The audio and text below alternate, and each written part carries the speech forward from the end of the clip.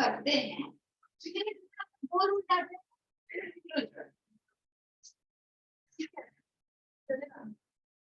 और फिलहाल कंपोजिट करते स्टार्ट उसका ये पार्ट ऑफ मटेरियल वो सब नहीं आ रहा है। अगर होता तो फिर उतना ही होगा।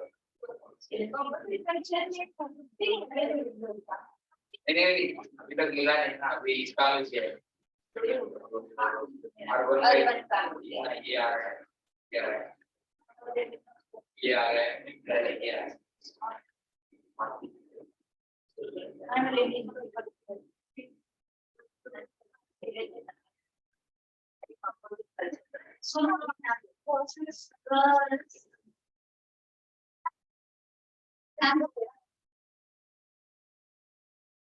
So before we studied about Delhi Sultanate, we know that majority people Hindu religion stay.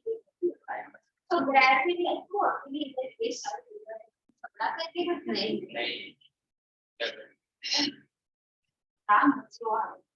बच्चे कम लग रहे मुझे कल तो बहुत आता चांदी मुझे सही है ना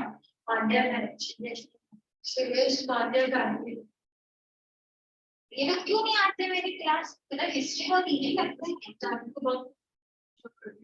ठीक है सुनो तो जैसे जैसे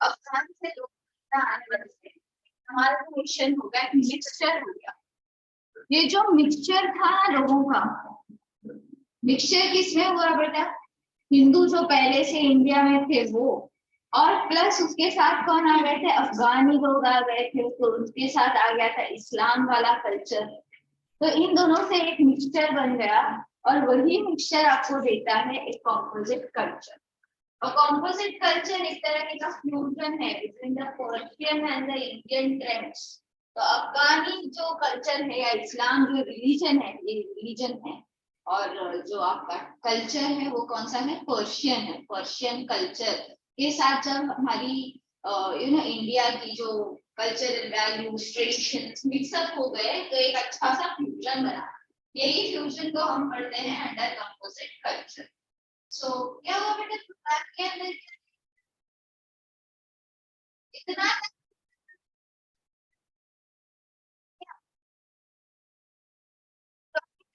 तो आजकल आप देख सकते हो बॉलीवुड में अक्सर दो गाने मिलाकर एक तीसरा गाना बन जाता है पता नहीं कैसा फ्यूजन बनाते हैं रिमिक्स तो वो रिमिक्स में तो खैर पता नहीं अच्छा होता है या नहीं होता लेकिन ये वाला रिमिक्स जो था वो बहुत अच्छा था तो कंपोजिट कल्चर बना उसमें ultimately all people could accommodate themselves correlate themselves and things were very happy and ultimately it resulted into Indo-Islamic culture कैसा कल्चर बना बेटा इंडो इस्लामिक कल्चर बना और इसका दो फेज होता है एक है सल्तनत फेज और दूसरा है Mughal phase So when I'm talking about सल्तनत फेज इसका ये मतलब है कि दिल्ली सल्तनत वाला जो टाइम पीरियड था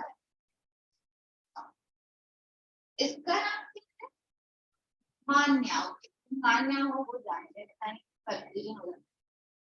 तो सल्तनत फेज जो है वो उस टाइम पीरियड का है दैट इज फ्रॉम दिल्ली सल्तनत एरा जो था वो वाला और मुगल फेज बेसिकली 1526 से शुरू हो जाता है जब आपके बाबर ने अटैक कर दिया था, लोधी को भगाया, तो तब से आपका मुगल फेज था। So ultimately this is neither purely Persian, ना पूरा पर्शियन है ना पूरा हिंदू है ना इंडियन है completely.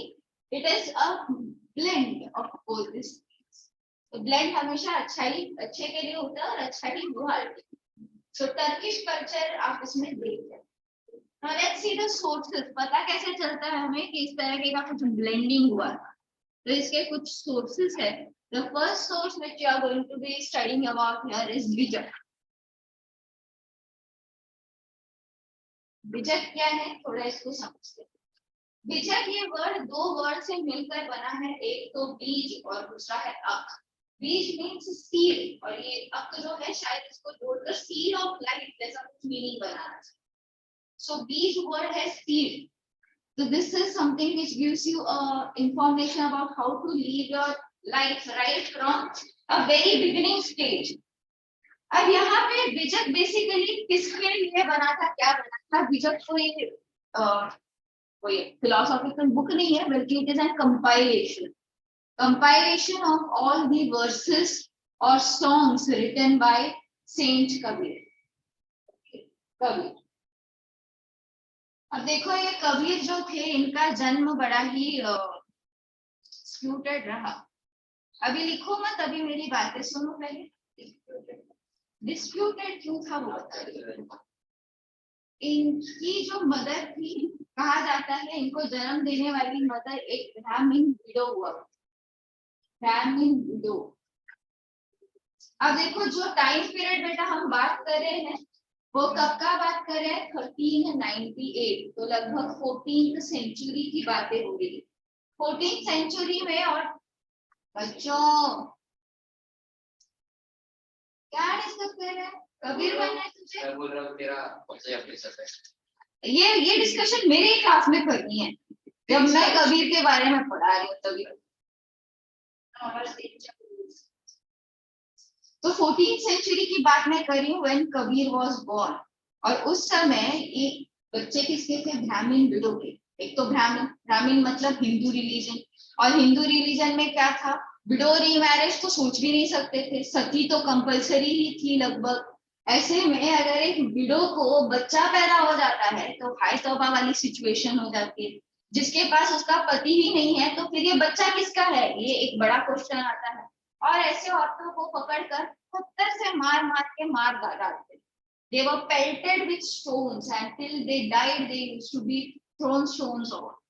तो ऐसे में ये जो मम्मी थी इनकी कबीर की, वो इन्हें पाल पोसकर बड़ा तो करने के बारे में सोच भी नहीं सकती, क्योंकि अगर इन्हें अपने साथ अपने घर ले जाती तो शायद इनके साथ साथ इनके परिवार को भी मरना पड़ता। तो ऐसे में इन्होंने संत कबीर को अबैंडन करना मतलब किसी पानी में, बहते पानी में वगैरह बहा दिया होगा, एक केन बास्केट में वगैरह रखा। तो इन्हें रास्ते में एक पेरेंट्स मिल भी जाते हैं, इनका नाम था Neeru and Neema.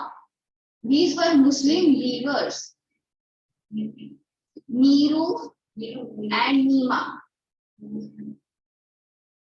They were Muslim weavers. अब मैं weaver कहती हूँ तो it can be anything. They may be weaving cane baskets or they may be weaving carpets, whatsoever. फिर कपड़ा होंगे, कुछ भी हो सकता है। वीविंग में तो बहुत सारी चीज बनाते होंगे। तो ऐसे वीविंग का काम करने वाले थे ये नीरू और नीमा, दोनों ही कौन से धर्म के थे बेटा? मुस्लिम थे। उन्हें ये बच्चा मिलता है, कहा जाता है, ऐसी स्टोरी है कि जो एक दिन ये दोनों कुछ कपड़े वपड़े धोने के लिए जाते हैं नदी या तालाब के किनारे, तो वहां पर एक कमल के फूल के अंदर उन्हें ये छोटा बच्चा कबीर मिलता है। तो वो कमल के फूल, तो वो खुश हो जाते हैं, उस बच्चे को ले आते हैं, because they were childless couple को ये बच्चा मिल जाए तो बड़े खुश होते हैं और इस बच्चे को वो ले आते। इसे ले आने के बाद इसे पाल पोस कर बड़ा करते हैं। यहाँ पे एक और क्वेश्चन है कि भाई ये जो ब्राह्मण विडो थी, अगर ये बच्चा ब्राह्मण विडो का ही था तो ये पता कैसे चला बाद में कि ब्राह्मण विडो का ही था? तो जाहिर सी बात है ये मुस्लिम बॉर्न तो नहीं हुए, he was not born as a Muslim, because अगर वो मुस्लिम खानदान में ही पैदा होते तो वहां पे इतने स्ट्रिक्ट रूल्स एंड रेगुलेशंस नहीं थे। Muslim women were allowed to get remarried after their husband dies. सो जाहिर सी बात है, अगर मुस्लिम परिवार से ये होते तो इनकी मदर जो होती वो वापस से दूसरी शादी कर लेती और उन्हें बच्चे को अबैंडन करने की जरूरत नहीं पड़ती। वो हिंदू ही थे जन्म से, इसीलिए ही उन्हें क्या कर दिया गया था, अबैंडन कर दिया गया। और अडॉप्ट किसने कर लिया, मुस्लिम खानदान ने। सो आप समझ सकते हैं he has a philosophical understanding about both the religions, Hindu as well as Muslim. So he could closely relate himself to both these religions, that is Hindu and Muslim.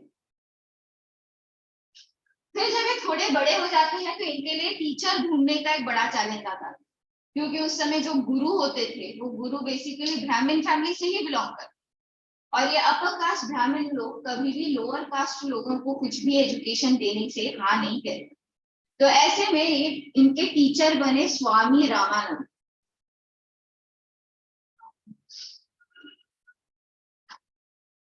अब स्वामी रामानंद एक बहुत ही ऊंचे कुल के ब्राह्मण टीचर हुआ करते। He used to be from a Vaishnav sect, you know, 3-4 अलग-अलग सेक्ट है, शक्ति सेक्ट है और शैव सेक्ट है, वैष्णव सेक्ट है। तो उसमें से ये वैष्णव सेक्ट के टीचर थे। इन्होंने पहले ही इंस्टेंस में कबीर को कोच करने के लिए, ट्यूटर करने के लिए मना कर दिया। He said no, I will not coach you because your caste is a disputed one. ना तुम मुस्लिम हो ना तुम हिंदू हो, पता कैसे चले तुम्हें, मैं कैसे कोच करूं।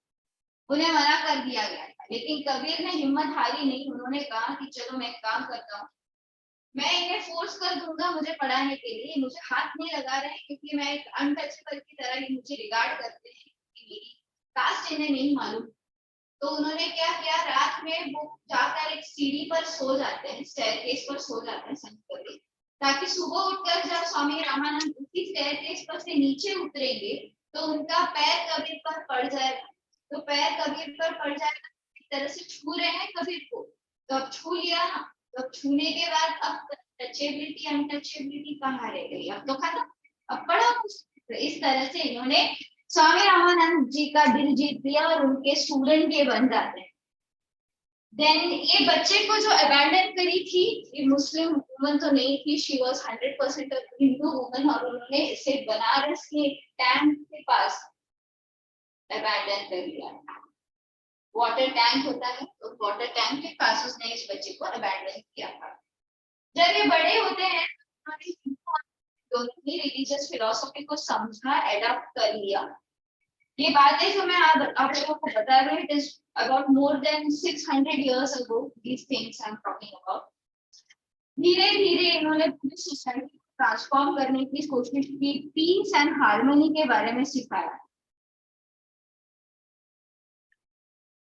Now why he had to teach someone about peace and harmony? देखो एरा उस टाइम का ऐसा था कि मुस्लिम्स भी थे और सोसाइटी में हिंदू भी थे। हिंदू और मुस्लिम आपस में बहुत बार अपने आप में झगड़ा करते थे, क्योंकि दोनों के बीच डिस्प्यूट रहता था कि मेरा रिलीजन बेस्ट है, तेरा रिलीजन बेस्ट।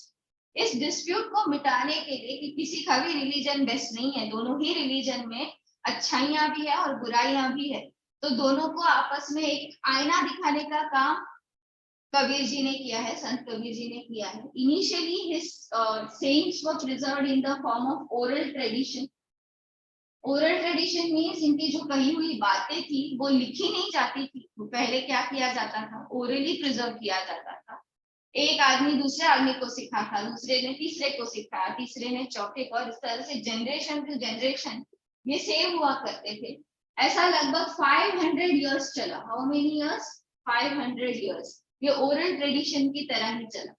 लेकिन 500 years के बाद, यानी आज से लगभग 100-200 साल पहले की बात करें, जो कबीर पंथी थे। कबीर पंथी क्या होते हैं? कबीर पंथी वो लोग हैं जो कबीर के फॉलोअर्स। आपके बुक में ये वाला वर्ड हटा दिया गया और सिर्फ कबीरपंथ लिख दिया मॉड्यूल में, तो वो बच्चा गलत है, उसे आप करेक्ट कर लो और कबीर पंथी कर लो। Just check it out whether in your textbook it is Kabir Panthi और कबीर पंथ। क्या है बेटा आपके बुक? कबीर पंथी ही है। तो कबीर पंथी वो लोग हैं जो फॉलोअर हैं कबीर के, फॉलोअर्स ऑफ कबीर।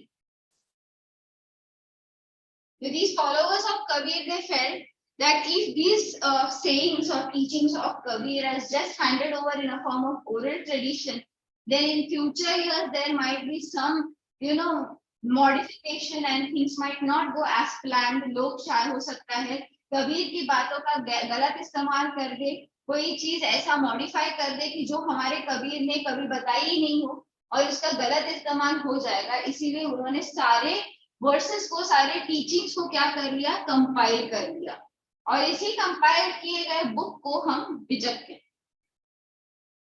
समझे? ओके, सो कबीर पंथी कौन है? Followers of Kabir. और इन्होंने क्या सोचा कि इसे अलग अलग नहीं रखना है, अलग अलग बुक नहीं बनाना है, सारे बुक, सारे टीचिंग्स को एक साथ क्लब करके बिजक नाम का बुक बना। सो कबीर जो थे basically he believed on Advaita philosophy.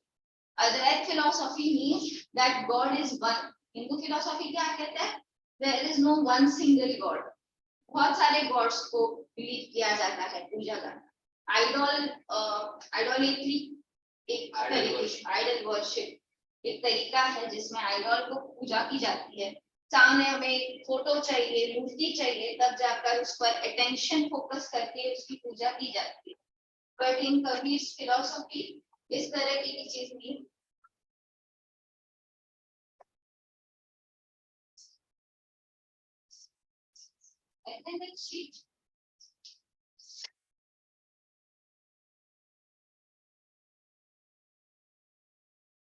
तो कबीर आइडल वर्शिप के भी खिलाफ थे। उन्हें अच्छा नहीं लगता था आइडल वर्शिप करना, उन्हें अच्छा नहीं लगता था कोई भी अगर आइडल वर्शिप करे या बहुत सारे भगवान हैं ये कहना तो अच्छा नहीं लगता।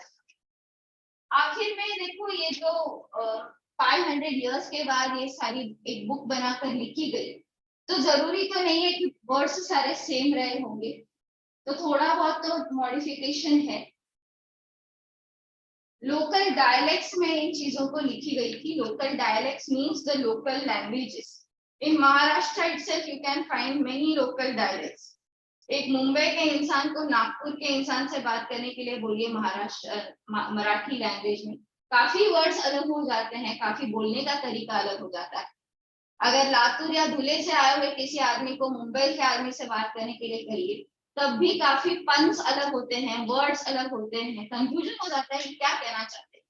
तो इसी तरह लोकल डायलेक्ट यही है कि जो भाषा होती है उसमें थोड़े थोड़े अलग अलग डिस्टिंक्शन होता है। तो इसी डिस्टिंक्शन के साथ ये बिजक में सारे वर्सेस को कंपाइल किया गया है। बिजक में वैसे देखा जाए तो 11 पार्ट्स है। कितने पार्ट्स है? 11। बट आपके बुक में सिर्फ 3 पार्ट्स के बारे में बताया गया है। How many? 3। So we are going to study here only about 3 parts. First जो है वो है सखी या साखी। साखी कहो तो वो बेटर होगा। फर्स्ट इज साखी। साखी क्या होता है? साखी है जैसे आप दोहा या कपलेट करो, दोहा या कपलेट 2 लाइन का लिखा हुआ रहता है, 2 लाइन्स। जैसे कि अगर फॉर एग्जाम्पल मैं आपको एक सखी के 2 लाइन सुनाऊं तो इस तरह जाता है। क्या लेके आया जगत में, क्या लेके जाएगा, 2 पल की जिंदगी है, 2 पल का मेरा। ये एक कपलेट है, ये एक दोहा है जो 2 ही लाइन से बनाया गया है। क्या हुआ बेटा? तो ये कपलेट है, इसमें यूजुअली जो एंडिंग वर्ड्स होते हैं वो राइमिंग होते हैं या similar. Then another form is रामायणी।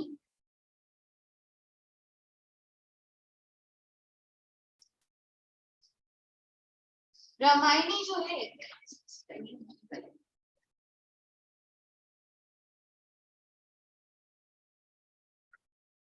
So Ramayani here is written in a meter called चौपाई। मीटर आप लोग जानते होंगे बच्चों, मीटर क्या होता है? जो आपका रिदम, राइमिंग स्कीम, पोयम में आप समझते हो rhyming scheme, A A B B, A B A B, A C A C, ऐसा वाला जो है इसे मीटर फॉर्मेट में कहा जाता है, उसे चौपाई भी कहते हैं। सो 4 लाइंस का लिखा जाता है ये। Then it is usually given a musical raga। इसको एक म्यूजिकल रागा देते हैं। तो इसके फीचर्स लिख दो। It is having a meter format। इसके चौपाई है तो 4 लाइन में लिखी जाती है ये. It also has a musical raga.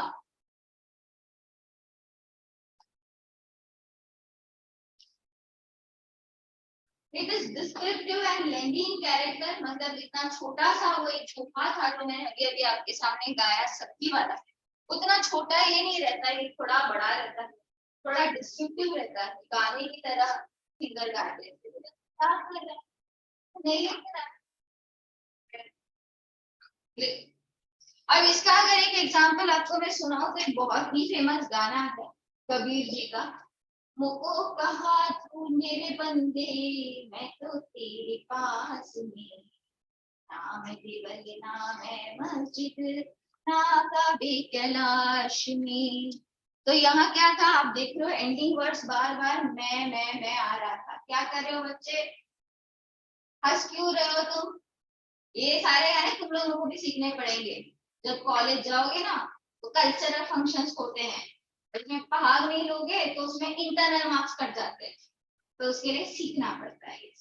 और किसी रिलीजन का गाना गाओगे ना तो और बड़ा मुसीबत, क्योंकि बस वही एक रिलीजन की टीचर को अच्छा लगेगा. क्लास में तो और भी रिलीजन के टीचर्स होते हैं, कॉलेज में कोई मुस्लिम टीचर हो सकती है, कोई क्रिश्चियन टीचर हो सकती है, उनके नाम खुल जाएंगे कि भाई मेरे रिलीजन का नहीं आया. तो उससे अच्छा कबीर का गा, किसी एक रिलीजन को थोड़ी ना है, पूरा मल्टीपल रिलीजन. कबीर का, रहीम का गाना बेस्ट सूटेड होता है कॉलेज के कल्चरल फंक्शंस में.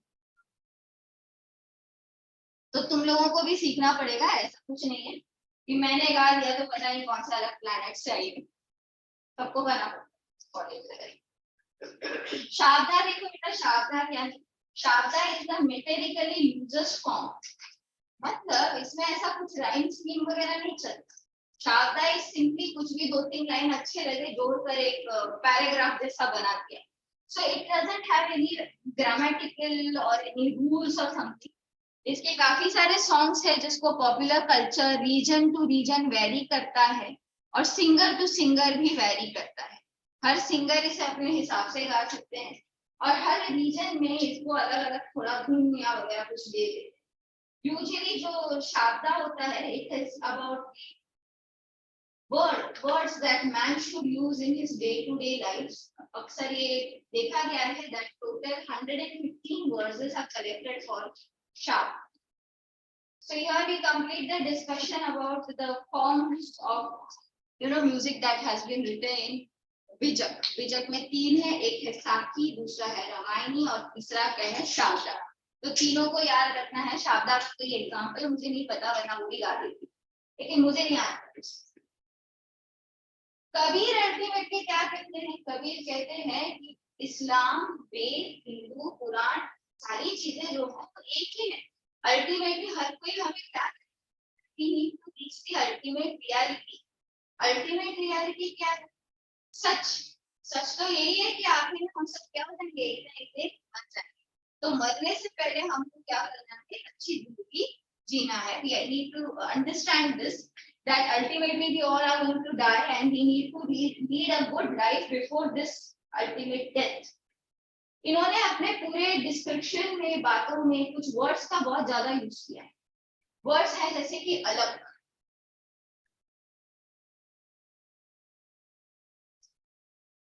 अलग का मतलब होता है अनसीन. देखा है कभी किसी सीरियल में एक साधु बाबा को हाथ में ऐसा कुछ लेके अलग निरंजन कहते हुए? तो अलग क्या है बेटा? अलग मीन्स अनसीन. क्या मनस्वी ने भगवान को देखा है?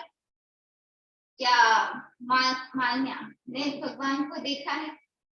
मैंने भी नहीं देखा. तुम दोनों में से हो सकता है. इधर घर पे फोटो या तो रियल लाइफ में देखा है ऐसे चक्र वक्र लेके आए और बोले राजवीर मैं तुम पर अति प्रसन्न हूँ. नहीं ना. तो ऐसा हो जाएगा तो बता भी आएंगे.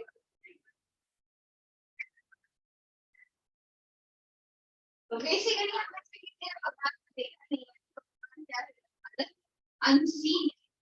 इनका क्या निराकार भी है. निराकार मतलब जिसका कोई आकार नहीं. आकार क्या होता है? शेप होता है, और किसी चीज का अगर कोई आकार ही नहीं है तो वो कैसा होगा बेटा? फॉर्मलेस, जिसका कोई आकार नहीं है। हम कह नहीं सकते कि भगवान एक एटम स्ट्रक्चर है, एटॉमिक स्ट्रक्चर है, या वो शिव जी है, या फिर कैलाश पर्वत भगवान है। वी डोंट नो, कुछ भी चीज हो सकता है भगवान, हम नहीं जानते। इनके जो बातें हैं, इनकी जो कविताएं हैं, वर्सेस है टीचिंग में, उसमें आप ब्राह्मण वर्ड का भी बहुत यूज कर किया हुआ देख सकते हो। ब्राह्मण मीन्स, वैसे तो हिंदू धर्म में जो ब्रह्मा जी है, ब्रह्मा जी के साथ वाला या उनसे भी ऊपर वाला दर्जा दिया है इसको ब्राह्मण।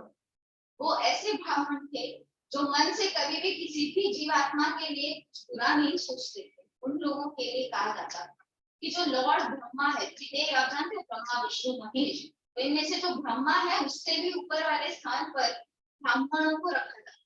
लेकिन आजकल ब्राह्मण एक कास्ट बन चुका है बस, और सारे लोग जो है वो ऊपर नीचे की सारी चीजें सोचते रहते हैं। अनटचेबिलिटी, कास्ट सिस्टम, ये सब बहुत ज्यादा आ गया है। तो अब इतना इस वर्ड का जो शुद्धता था पहले वो अब नहीं रहा है। लेकिन ब्राह्मण वर्ड आप बहुत ज्यादा इनके कविताओं में, वर्सेस में देख सकते हो। बिसाइड्स आत्मा, आत्मा ये वर्ड देख सकते। आत्मा का मतलब क्या है बेटा? सोल। सोल, या फिर अगर सिंपल वर्ड्स में कहूं तो कॉन्शियसनेस, एक तरीके का कॉन्शियसनेस। आप यहाँ पे इस क्लास में बैठे हो, मेरे क्लास को आप सुन रहे हो, मेरे बड़बड़ को सुन रहे हो। अगर यहाँ से पीछे से सांप आ जाता है सपोज, बड़ा सा कोबरा, तो आप लोग क्या फिर भी यही वेट करने की बात सोचते? सबसे पहले तो मैं ही हार भागती मुझे दिखाई देगा नहीं, फिर भी अगर आप बैठे रहो तो नेचुरली भाग जाओगे, क्लास से बात करोगे कि सांप आ गया है बहुत बड़ा। तो ये क्यों आप भाग रहे हो? क्योंकि आप कॉन्शियस हो, आप अलर्ट हो, आप जानते हो कि क्लास में अगर कुछ गलत हो रहा है, कोई अगर ऐसा जानलेवा इंसेक्ट आ जाता है, आपको भागना है। This is because of your alertness, your conscious. तो यही चीज आपकी आत्मा के साथ आप कोरिलेट कर सकते हो। जो आदमी मर गया है, उसके अगर मान लो डेड बॉडी यहाँ पीछे रखी हुई हो, तो उसे सांप के आने से कोई फर्क नहीं पड़ेगा, because he is already dead, he has nothing to give and take with that snake. तो बेसिकली यही कॉन्शियसनेस की बात वो अपने स्टोरीज में, वेदांतिक ट्रेडिशंस में करते हैं। ये सारे तो आपके हिंदू वर्ड्स हैं, लाइक अलख, निराकार, ब्राह्मण, आत्मा, ये सारे वर्ड्स जो आपको हिंदू ट्रेडिशन में दिखाई देते हैं। इन्होंने सिर्फ यही वर्ड्स का इस्तेमाल किया है ऐसा नहीं है, besides that he has also used some other words like Allah, Khuda. अब अल्लाह कौन है बेटा? अल्लाह इज इस्लाम रिलीजन की गॉड है। Khuda is again almighty. इसके बाद इन्होंने एक और वर्ड यूज किया, दैट इज पीर। पीर क्या है? पीर, पीर, पीर क्या होते बेटा? मुस्लिम सेंट। हिंदू में भी तो संत बाबा होते हैं, तो हम क्या कहते हैं? बाबा कहते हैं ना, संत अगर कोई है तो। कौन से बाबा है? रामदेव बाबा, और कौन बाबा है इंडिया में फेमस? फेमस वो एक सदगुरु, हाँ।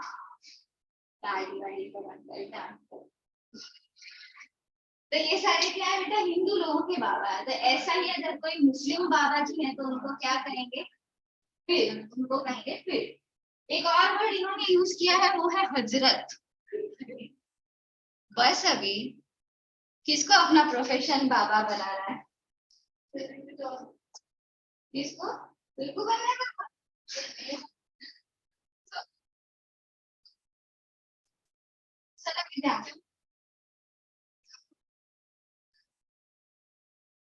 वो बन जाएगा तब पता चल जाएगा हमको क्या कौन सा टाइप का बाबा बना है, जुड़ जाएंगे उससे। चलो आ जाए यहाँ। हजरत एक और वर्ड इन्होंने यूज किया है अपने पोएम्स में, वो वर्ड है हजरत। अब एक क्लास में मैंने पूछा कि हजरत का मतलब क्या है, तो बच्चे ने कहा कि वो मैम स्टेशन है दिल्ली में, हजरत निजामुद्दीन स्टेशन। तो यहाँ हजरत निजामुद्दीन स्टेशन की बात नहीं होती है। क्या बोला तूने? कुछ किया तो आगे तुझे लिखी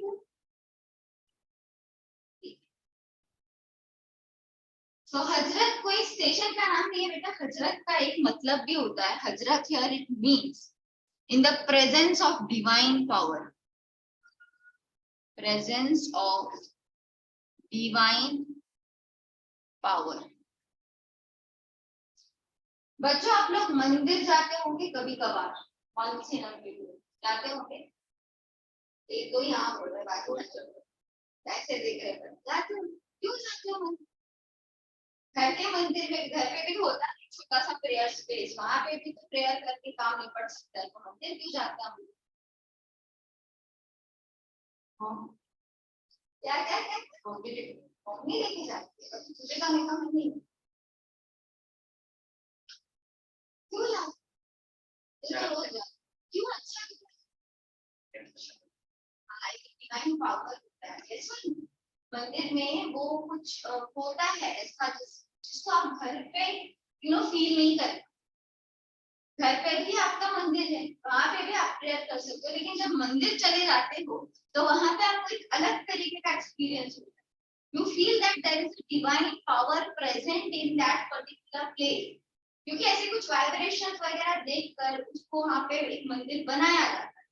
तो मंदिर में जो मूर्ति होती है उसकी स्थापना एक पर्टिकुलर प्रेयर वगैरह करा के की जाती है।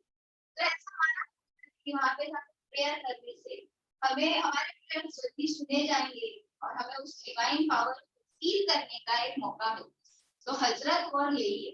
हजरत वर्ड क्या है? It means that you can feel some divine power besides you when you go and meet god in particular place. फिर वो मंदिर हो सकता है, मस्जिद हो सकता है, गुरुद्वारा हो सकता है, कोई भी चीज हो सकती है जहाँ पे भगवान जैसे कोई एक पर्सोना को बिठाया गया हो। तो इन्होंने हजरत वर्ड का भी बहुत ज्यादा यूज किया। Vijay thus presents Kabir's composition in a simple style and exhorts his listener to shed their delusions. Delusions क्या है? कुछ भी पटान सोच के बैठे रहते हैं लोग, वो हटाने का काम क्या करता है? कबीर जी के दोहे करके। कभी समय मिले बच्चों तो पढ़ लेना, सुन लेना, एक दो कबीर के दोहे बहुत सारे हैं यूट्यूब पर, बहुत अच्छे अच्छे म्यूजिक से बनाए गए हैं उनको, they are set to very different tunes and music, so please learn a few, क्योंकि आपको स्कूल में या कॉलेज में आगे चल के बहुत काम आएगा।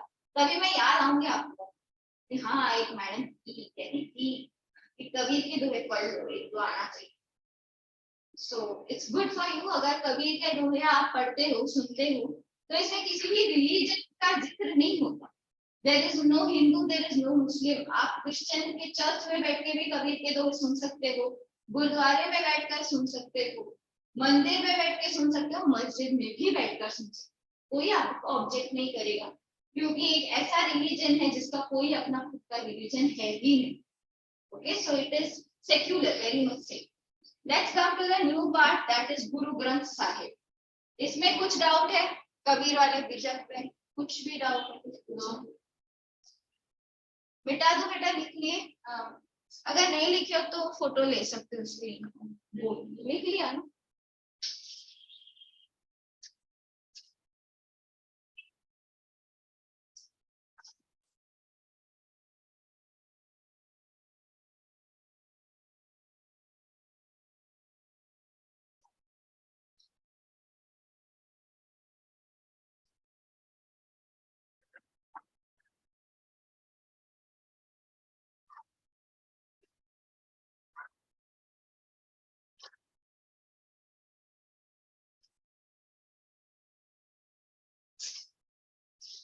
सिखिज्म, पहले इसको थोड़ा समझते। सिखिज्म जो है वो सबसे यंगेस्ट रिलीजन। क्यों हंस रहे थे तुम लोग? हाँ, क्या बात करके हंस रहे थे? मेरे ऊपर हंस रहे थे क्या? हंस तो रहे थे, तभी मैंने देखा तो सब हंस रहे थे, अपनी अपनी बत्ती सी दिखा रहे थे मुझे। सुनो, अब सुनो, अब हंसना नहीं, अभी थोड़ा सुन लो। सबसे छोटा वाला रिलीजन कौन सा? छोटा मतलब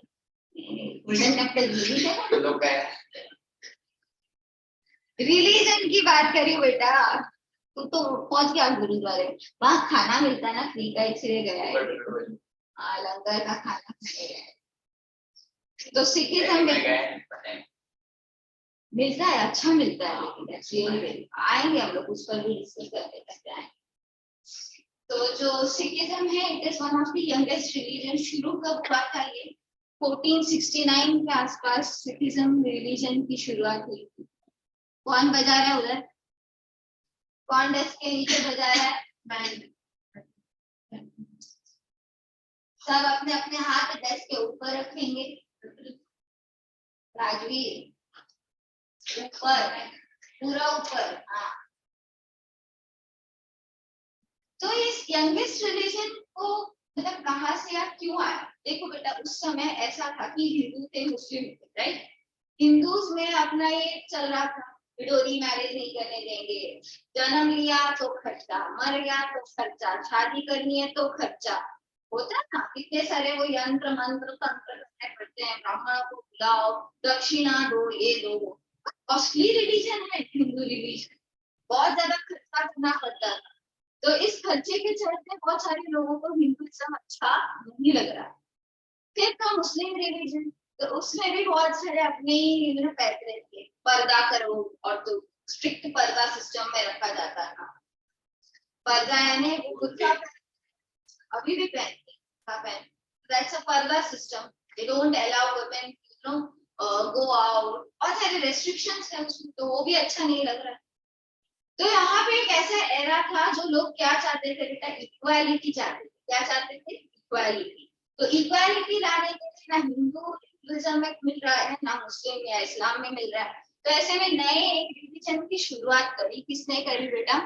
first person to start this religion was Guru Nanak Dev ji. गुरु नानक देव जी ने इस रिलीजन की शुरुआत की, फाउंडर ऑफ सिखिज्म। फाउंडर है ये। पेन से भी नहीं खेलने का, डेस्क भी नहीं बजाने का, रूल्स है ये। फाउंडर है सिखिज्म के, इन्होंने ही मूल मंत्र भी दिया। वो बहुत सारे फिल्मों में लगता है ना ये गाना, एक ओंकार सतनाम, सुना है आप लोगों ने ये गाना? करता पूरक। तो वो जो गाना है वो क्या है? मंत्र गाना, दैट्स द मूल मंत्र। वो बहुत इंपॉर्टेंट है। किसने दिया था बेटा इसको? गुरु नानक देव जी ने इसको दिया। फिर आते हैं कुछ और गुरु होके गए इस टाइम पीरियड में। फिर आते हैं आपके फिफ्थ गुरु।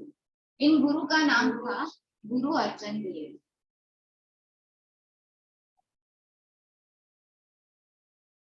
गुरु अर्जन देव जी। अब देखो, जो फर्स्ट 4 गुरु थे, गुरु नानक देव जी, गुरु अंगद देव जी, गुरु रामदास जी, गुरु अमरदास जी, ऐसे कुछ गुरु थे इनके पहले 4। उन सब ने क्या किया था? अपनी अपनी कुछ कुछ बातें कही। अब इन्होंने हर एक ने जो बातें कही थी, उन सारी बातों को उन्होंने एक बुक बनाया था और उसमें लिख के रखे। तो इसी बुक को हम कहेंगे पोथी। पोथी कहते हैं किसी भी रिलीजियस बुक को अगर कुछ हम लिख के रखे हैं तो पोथी। पोथी। तो इन पोथियों में ये फर्स्ट 4 जो गुरु थे वो अपनी सारी बातें लिख के रख रहे थे। लेकिन धीरे धीरे हालात ऐसे हो रहे थे कि पोथी की अलग अलग कॉपी बन रही थी, और एक कॉपी में बहुत सारी चीजें मिलावटी आ रही, बहुत सारी गलत चीजें मिक्स होने लगी। तो गुरु अर्जन देव चाहते थे कि ये मिक्सचर हमेशा के लिए बंद हो जाए और एक ऑथेंटिक बुक मिले जिसमें सिर्फ इनके फर्स्ट 4 गुरु जो कुछ भी कह रहे हैं वो सारी बातें लिखी जाए। तो इसीलिए इन्होंने इन 4 गुरुज का जो भी लिखा हुआ टीचिंग्स था उसको कंपाइल करना शुरू किया। क्या करना शुरू किया? कंपाइल करना शुरू। तो इसी कंपाइलेशन को हम कहते हैं आदि ग्रंथ। ओके, क्या कहते हैं बेटा? आदि ग्रंथ कहते। ये आदि ग्रंथ 1604 में इन्होंने कंपाइल कर दिया। कब कंपाइल किया? 1604 में। इसमें फर्स्ट 4 प्लस अर्जन देव यानी 5th गुरु की सारी बातें लिखी हुई। फर्स्ट 5 गुरुस टीचिंग्स इस बुक में लिखी हुई थी। ठीक है।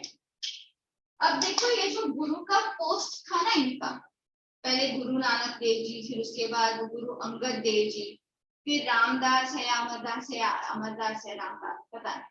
तो इसी तरह इनका जो गुरु का पोस्ट था या गुरुशिप थी वो नॉमिनेटेड होता था, यानी पहले वाला गुरु अपने आने वाले अगले गुरु को नॉमिनेट करेगा और नॉमिनेट होने के बाद अगला वाला गुरु क्या करेगा, उस गुरु के पोस्ट को संभालेगा, उसके रिस्पॉन्सिबिलिटीज को निभाएगा। ऐसे में जो गुरु आपके अर्जन देव जी थे, इन्होंने जो आदि ग्रंथ लिखी थी वो आदि ग्रंथ एक रिलेटिव अपने साथ ले गया और उस रिलेटिव ने इस बुक को लौटाने से मना कर दिया। उसने कहा कि ये बुक मैं अपने पास रखूंगा।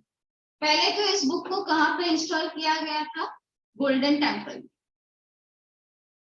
लेकिन उस रिलेटिव ने गोल्डन टेम्पल में से ये बुक ले लिया और अपने साथ कहाँ ले गया बेटा, जालंधर। पंजाब में एक डिस्ट्रिक्ट है जालंधर, तो वहां ले गया और करतारपुर नाम के डिस्ट्रिक्ट में वहां पे उसको रख। ठीक है, फिर इसके बाद आते हैं कुछ और गुरु। 9th गुरु है गुरु तेग बहादुर।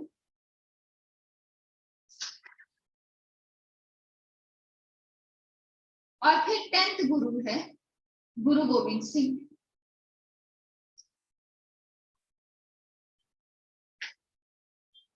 जब 10th गुरु गुरु गोविंद सिंह पोजीशन पर आते हैं तो गुरु गोविंद सिंह कहते हैं कि भाई मुझे वो आदि ग्रंथ चाहिए। मैं आदि ग्रंथ में आगे के सारे गुरु ने जो लिखा है, यानी कि 6, 7, 8 और 9 ने जो कुछ भी कहा है, जो कुछ भी इनकी सेइंग्स थी, वो मैं इस आदि ग्रंथ में ऐड करना चाहता। तो रिलेटिव ने उस बुक को देने से मना कर दिया। कहा, उसने गुरु गोविंद सिंह से कहा, इस रिलेटिव का नाम था धीरमल, उसने देने से मना कर दिया और उसने गुरु गोविंद सिंह से कहा कि तुम्हें लगता है ना कि तुम बहुत बड़े गुरु हो, तुम समझ लो आदि ग्रंथ में क्या लिखा है और खुद अपने से लिख लो उसमें क्या लिखा है, मैं तो तुम्हें ये बुक नहीं दूं। अब ऐसा कहने के बाद गुरु गोविंद सिंह ने उससे कोई झगड़ा नहीं किया, कोई लड़ाई झगड़ा नहीं किया। वो आते हैं और वो एक दूसरी ही बुक लिख लेते हैं, उसका नाम है गुरु ग्रंथ साहिब।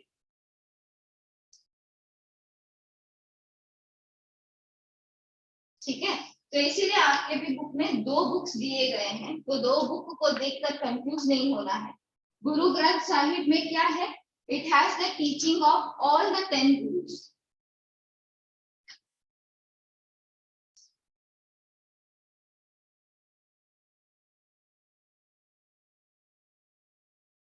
और साथ ही साथ गुरु गोविंद सिंह के पास जब ये अथॉरिटी आई कि भाई तुम अगले गुरु को चुनो, तो उन्हें लगा कि ये सारा झगड़ा जो हुआ रिलेटिव का और ये जो गुरु ग्रंथ बनाया है, आदि ग्रंथ मुझे नहीं दिया गया, ये सब झगड़ा ही किस लिए हो रहा है, उस गुरुशिप के पोस्ट की वजह से। तो गुरु का अगर पोस्ट ही नहीं बचेगा तो ये झगड़ा ही खत्म हो जाएगा। तो उन्होंने कहा कि मेरे बाद मैं इस बुक को ही क्या बनाता हूँ, 11th गुरु बना देता हूँ। तो इसी वजह से इस बुक का नाम गुरु ग्रंथ साहिब है। समझ रहे हो बच्चों? तो उन्होंने गुरुशिप का जो पोस्ट था, गुरु को जो चुनते थे, वो पोस्ट को ही हटा दिया और उन्होंने एक बुक को ही क्या बना दिया है, अपना गुरु बना दिया। सो बेसिकली इसकी वजह से ये 2 बुक है। आज भी ये बुक अवेलेबल है, ऐसा नहीं है कि इसको रिलेटिव ले गया तो उसे खराब कर दिया या फाड़ दिया। This is still available at Jalandhar. Jalandhar के एक बड़े गुरुद्वारे में इसको रखा गया है। पहले गोल्डन टेम्पल में रखा करता था, लेकिन अब ये गोल्डन टेम्पल में नहीं है। गोल्डन टेम्पल में currently you get to C Guru Granth Sahib only, लेकिन इसकी भी जो ओरिजिनल कॉपी थी जो गुरु गोविंद सिंह जी ने लिखी है, वो तो यही महाराष्ट्र में है। नांदेड़ के एक गुरुद्वारे में, महाराष्ट्र के नांदेड़ जिले में जो गुरुद्वारा है, वहां पे इसकी ओरिजिनल कॉपी, यानी वो जो खुद गुरु गोविंद सिंह जी ने लिखी है, वो नांदेड़ वाले गुरुद्वारे में आपको देखने को मिलती है। ये आपको जालंधर के गुरुद्वारे में मिलती है। और कोई भी दुनिया का कोई भी गुरुद्वारा हो, उसमें आपको एक ना एक गुरु ग्रंथ साहिब की बुक तो मिलती ही है, क्योंकि वो उसी को अपना गुरु मानते हैं, भगवान जैसा समझते हैं और उसी की पूजा करते हैं। समझ रहे हो? तो आप और मैं यहाँ क्लास में तो ठीक है इसको बुक कह रहे हैं, लेकिन इसको बुक कभी भी नहीं कहना, क्योंकि इसकी स्टेटस एक बुक जैसी नहीं है। इसकी स्टेटस क्या है, एक गुरु जैसी। सो दे रेवर इट लाइक अ टीचर। इसको बहुत इज्जत देते हैं वो, तो इसको कभी भी बुक कहना नहीं है, यहाँ तक कि इसके जो पेजेस होते हैं इनको भी वो पेज नहीं कहते, उन्हें वो अंग कहते हैं, अंगार। तो इसको भी वो बहुत रिस्पेक्ट करते हैं। बेसिकली जो फर्स्ट बुक थी इनकी, यानी जो आदि ग्रंथ थी, इस आदि ग्रंथ बुक में 3 बड़े संत फकीरों के बारे में डिस्क्रिप्शन दिया गया। सबसे पहले तो है बाबा फरीद। बाबा फरीद के बारे में अगर आपको कुछ बताऊं तो वो वही है, दिल्ली सल्तनत वाली क्लास याद करो, मैंने पीपीटी लगाई थी, याद है? उसमें मैंने बताया था एक सेंट है जिनका नाम है कुतुबुद्दीन बख्तियार काकी। किसी को याद है उस सेंट को देखा हुआ? उन्होंने ऐसे टोपी जैसे कुछ बांधा था, ऐसे वाइट वाइट सी दाढ़ी थी। यस, तो वो जो कुतुबुद्दीन बख्तियार काकी आपके दिल्ली सल्तनत वाले चैप्टर में है, उन्हीं से क्या थे student, and he was one among the pioneers to start the Sufi cult in India, बाबा फरीद। दूसरे संत जिनका नाम आपके बुक में दिया गया है वो है Ravidas. Ravidas is another famous, very famous guru या प्रीचर यू कैन से, जिनकी बहुत ज्यादा पॉपुलैरिटी है महाराष्ट्र, हरियाणा, पंजाब, इन सारे इलाकों में। उनके भी बहुत सारे टीचिंग और वर्सेस आप गुरु ग्रंथ में देख सकते हो, आदि ग्रंथ में देख सकते हो। तो रविदास के लगभग 44 वर्सेस को आदि ग्रंथ में इंक्लूड किया गया था। थर्ड कबीर जी की कविता है इसमें। So 3 main people, that is Baba Farid, Ravidas and Kabir's sayings are included in आदि ग्रंथ। अब सवाल एक उठता है यहाँ पर कि जो आदि ग्रंथ में लिखा है क्या वही चीज गुरु ग्रंथ साहिब में भी लिखी हुई है? क्योंकि जब ये लिखा जा रहा था तो गुरु अर्जन देव के पास इन चारों की लिखी हुई पोथी थी, ऐसा नो, इन्होंने जो लिख के रखा था उसको रेफर करने के लिए कुछ तो बुक अवेलेबल थी, लेकिन इनके पास तो कुछ भी नहीं था। Right from the first till the 10th Guru, even he was writing this Guru Granth Sahib, Guru Gobind Singh had no book for his reference। पर फिर भी जब दोनों ही बुक को सामने रख के स्टडी की गई, कंपैरिजन किया गया, तो दोनों के जो मीनिंग है, दोनों के जो लिखी गई चीजें हैं वो कंप्लीटली सेम मिलती। तो इधर गुरु गोविंद सिंह ने प्रूव कर दिया कि वो वाकई में एक डिवाइन गुरु थे। तो बिना उस बुक को पढ़े, बिना आदि ग्रंथ को देखे, बिना उसका रेफरेंस लिए भी वो उन सभी चीजों को गुरु ग्रंथ साहिब में इंक्लूड कर पाए हैं जो भी चीजें आदि ग्रंथ में लिखी हुई। अब बेसिकली ये जो गुरु ग्रंथ साहिब है बेटा, ये बुक जो है इसे किस लैंग्वेज में लिखा गया है? पंजाबी लैंग्वेज में लिखी गई है ये। और पंजाबी लैंग्वेज की स्क्रिप्ट क्या होती है? गुरुमुखी। गुरुमुखी स्क्रिप्ट में ये लिखी गई है। तो अगर आपसे कोई पूछेगा कि ये बुक किस लैंग्वेज में लिखी गई है तो आप आंसर क्या दोगे? पंजाबी। और अगर आपसे कोई पूछेगा कि किस स्क्रिप्ट में लिखी गई है तो गुरुमुखी। तो ये स्क्रिप्ट बेसिकली क्या होता है, अगर मैं ए लिखूं तो ये इंग्लिश का ए है, अगर मैं अ लिखूं तो ये मराठी का अ है, यस और नो? तो ये जो स्क्रिप्ट है ये रोमन स्क्रिप्ट है, ये देवनागरी स्क्रिप्ट है। तो किसी भी लैंग्वेज को हम लिखते हैं तो उस समय जो स्क्रिप्ट यूज करते हैं, यानी कौन से लेटर्स अल्फाबेट्स यूज करते हैं, वो उसकी स्क्रिप्ट होती है। सो मराठी लैंग्वेज की स्क्रिप्ट क्या है? देवनागरी है। इंग्लिश लैंग्वेज की स्क्रिप्ट क्या है? रोमन लेटर्स है। सो बेसिकली पंजाबी को उन्होंने गुरुमुखी स्क्रिप्ट में लिखा है। ये बुक के 2 सेक्शन है। First section of Guru Granth Sahib is dealing about all the sayings or teachings of Guru Nanak Dev Ji. ये जो इंट्रोडक्शन है इस बुक का इंट्रोडक्शन किसने दिया है? गुरु नानक देव जी ने दिया है। और जो सेकंड पार्ट है इसका, that deals with the sayings and teachings of saints. अलग अलग टीचर्स, अलग अलग फिलोसोफर्स ने जो कुछ भी बातें बताई हैं, सिखाई है, वो सारी बातें इसके सेकंड पोर्शन में आती है। इसका जो सेकंड पार्ट लिखा गया है वो हर सिख गुरु के द्वारा जो उनकी टीचिंग थी वो लिखी गई है। It deals with the mystics, mystical communication या मिस्टिकल नॉलेज जो होता है। देखो बेटा, जो आप साइंस पढ़ते हो, मैथ्स पढ़ते हो, फिजिक्स पढ़ते हो, क्लासरूम में 1-to-1 टीचर के साथ बातें करके, कम्युनिकेट करके पढ़ सकते, लेकिन जो भगवान से आपको कुछ सीखना है तो क्या भगवान क्लासरूम में आएंगे आपको पढ़ाने? कल से मैं मॉरल एजुकेशन दूंगा, सारे हिंदू बच्चे यहाँ बैठेंगे, विष्णु अवतरित होके आने वाले, ऐसा कहीं सुना है आपने होता हुआ? नहीं। तो बेसिकली कोई भी भगवान नीचे उतरकर आपको कोई एजुकेशन नहीं, लेकिन आपको अगर कोई रिलीजियस थॉट को सुनना है, बात करनी है भगवान से, तो जो भगवान के साथ कम्युनिकेशन होता है इसी को मिस्टिकल कम्युनिकेशन कहते हैं। सो ये मिस्टिक्स सारी बातें जो भगवान के साथ इन गुरुओं ने स्थापित की, जो बातें इन्होंने गॉड के साथ करी थी, वही चीजें इस बुक में लिखी गई। Besides, they are also given some chronological setting of raga and musical setting. राग जानते हो? राग क्या होता है? सारेगामा। राग बेसिकली एक मराठी वर्ड से डिराइव हुआ है। मराठी में राग मतलब गुस्सा, तो गुस्सा क्या है? एक इमोशन। तो राग क्या होता है? अलग अलग इमोशंस को दिखाने वाला। कोई गाने गुस्से होते हैं, कोई गाने रोमांटिक होते हैं, कोई गाने स्पिरिचुअल होते हैं, तो ये सारे क्या है? इमोशंस दिखा रहे। सो इमोशंस को व्यक्त करने वाली कोई भी चीज अगर हो म्यूजिक में तो हम उसे राग से समझते हैं। Then this is the only scripture which contains songs, hymns, utterances of wide variety of saints and sages. अब bards का मतलब क्या है? bards साधु संत फकीर जो लोग होते हैं उनकी जो बातें हैं वो उसमें लिखी गई है। Guru Arjan Dev wanted to affirm the fundamental unity of all religions and unitary character. अब देखो यूनिटी की बातें भी ये बुक बहुत ज्यादा करता है। This book speaks a lot about unity, क्योंकि समय ऐसा था, जो मैंने टाइम पीरियड आपको बताया 15th सेंचुरी का, उस समय मुगल रूलर्स बहुत ज्यादा एस्टैब्लिश हो रहे थे। 1526 के फर्स्ट बैटल ऑफ पानीपत के बाद मुगल्स का एरा शुरू हो गया था। उससे जस्ट पहले वाला जो एरा है वो अफगानी रूलर्स का एरा था। तो यहाँ पे हिंदू मुस्लिम के झगड़े बहुत आपको देखने को मिलते हैं।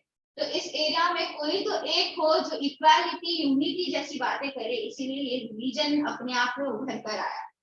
It talks about the compendium of all religions, mystic and metaphysical poetry. Metaphysical again it means communication with God.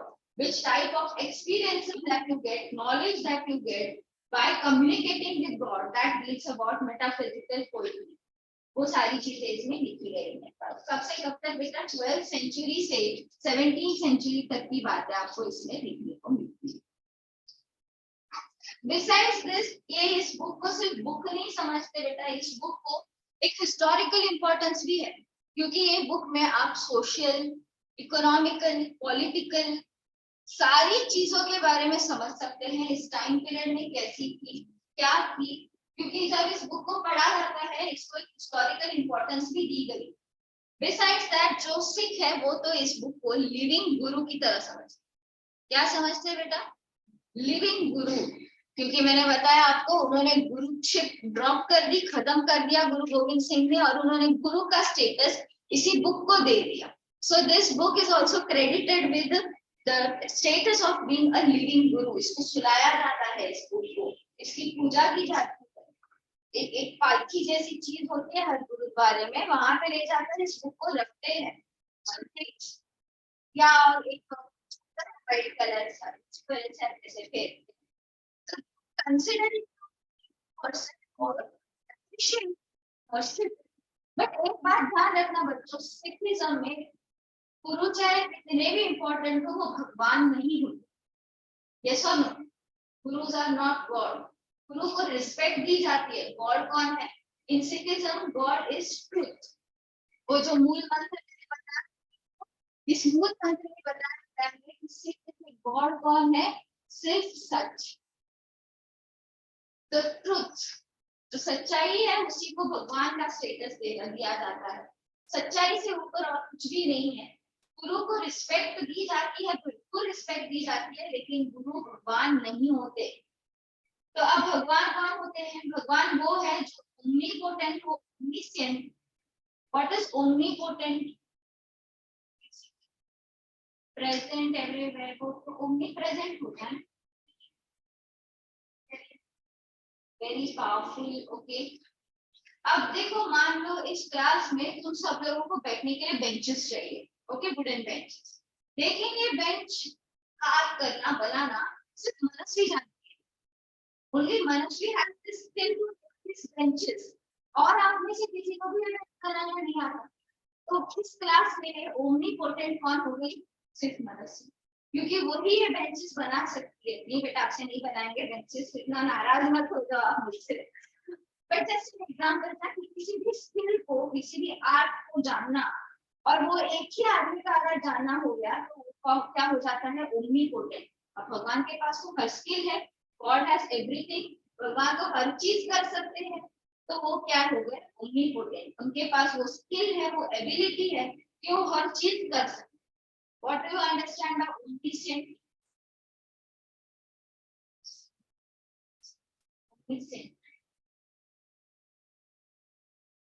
सर्वज्ञ, जिसको सब कुछ पता हो।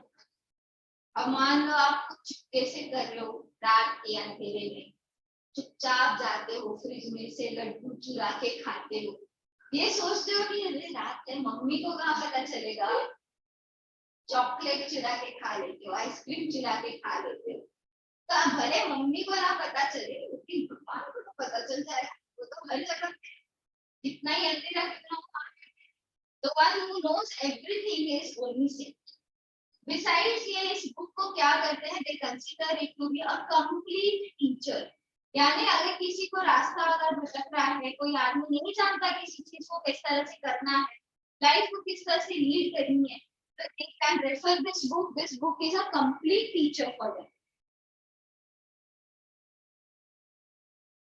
Besides ये रिलीजन आपको शेयर्ड कम्युनल एक्सपीरियंस के बारे में भी सिखाता है। What do you understand communal? Communal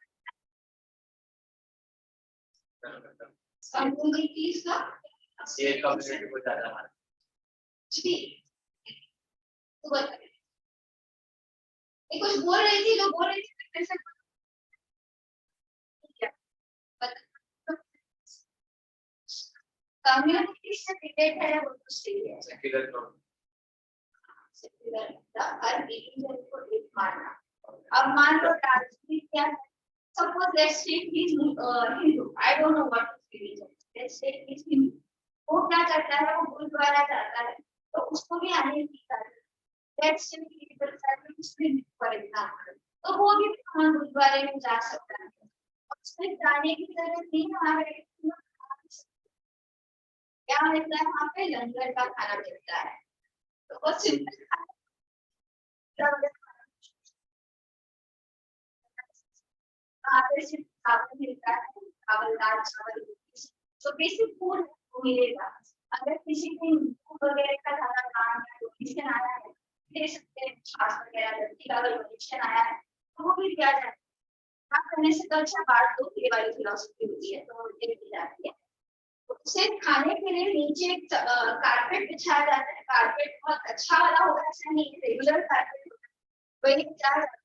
सबसे अमीर सिख आदमी उसी कारपेट पर बैठकर खाएगा, और सबसे गरीब सिख आदमी उसी कारपेट पर बैठ के खाएगा। गरीब है अमीर है तो उनकी कोशिश नहीं, उनको अलग अलग स्टेटस, उनको अलग अलग बैठने की जगह होगी।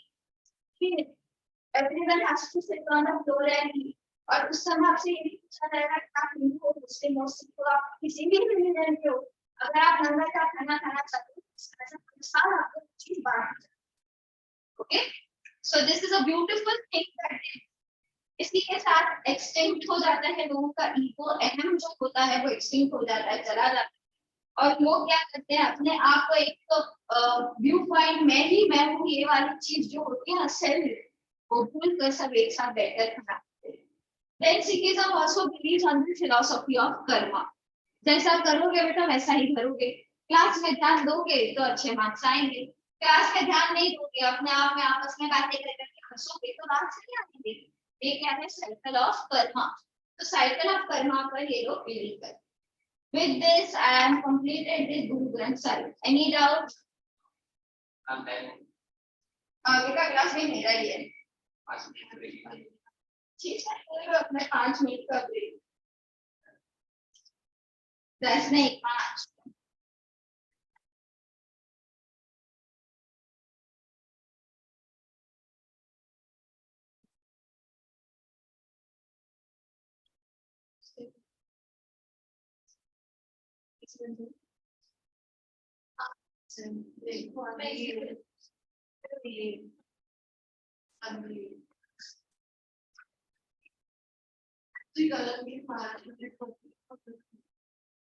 क्या बोलेंगे आप?